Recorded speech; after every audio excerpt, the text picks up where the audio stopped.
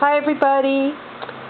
I started using some of my recycled clay today and it worked very well. So now that I know it works, I thought I'd share with you how I recycle my clay. Now remember, I'm just a 58-year-old woman in a pottery in Lanai, so I do have limits as to, equipment and what I can do. So don't laugh too hard. But the first thing I do is all the scraps and turning shavings that are in my wheel well there. And whenever the bucket of water gets really full of slip, I dump those two things into a small bucket. The reason I dump it all into the small bucket is it's manageable for me. So as soon as the small bucket is full, I dump it into a larger bucket, and then it only fills the larger bucket halfway up. So it's something that the weight I can handle, and when it goes into the larger bucket, and I use this, I guess it would be a drill with the plaster mixer. I guess painters, professional house painters use it too. Well, anyway, I use that. It's probably half water, half clay, or maybe 2/3 clay, 1/3 water. I mean, there's a lot of water in there, and it's been soaking for days.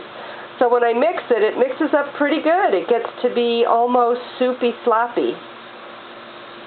Occasionally there's a larger piece in there, like a dead pot or something that a student threw in there, but generally it's just the trimmings. So after I mix it up, here's the funny part. Oops, wrong way. I ladle it into kitty litter plastic containers that I got at the kitty thrift store for no more than 50 cents to $1 a piece.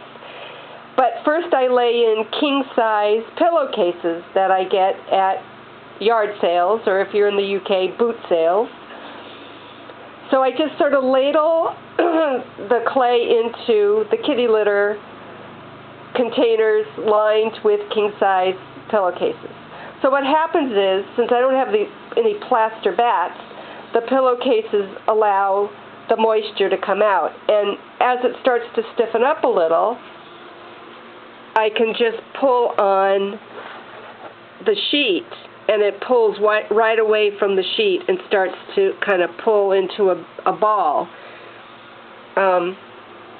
When it starts to pull into a ball, sometimes if it's a real hot day, I'll lay another pillowcase over the top so that the water escapes, but it doesn't get crusty. So sometimes there's a pillowcase over the top of it. Now, the pillowcases themselves, I just take them out and squirt them down with a hose and then reuse them. It's not like I run them through my washer or try to keep them real clean or anything. I just can't have any big chunks of clay on it. Okay, so it sits in there until it gets to the point where it's still sticky but manageable. And then what I do, don't get dizzy, is I take this sticky stuff and I flop it into these balls and let it do its final sort of stiffening up. It's a real warm day today, so I'm going to keep my eye on these. I'll just keep flipping them over every now and then.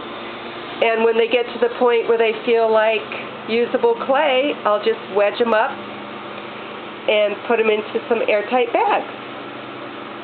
And so that's what I'm working with here. These are bags of clay that I did a while back. And I took two 2-pound pieces, wedged them into a cone, and made a pot. So we went full circle. We went from scraps to a brand new piece of pottery. It's very rewarding. It's really not that big of a deal for me because I have figured out a way to keep the weight manageable. The first time I did it, I tried to move one of those giant buckets full of slop and stuff. No way. I couldn't even. It was terrible. So I figured it out. Small bucket to large bucket to kitty litter box. to stick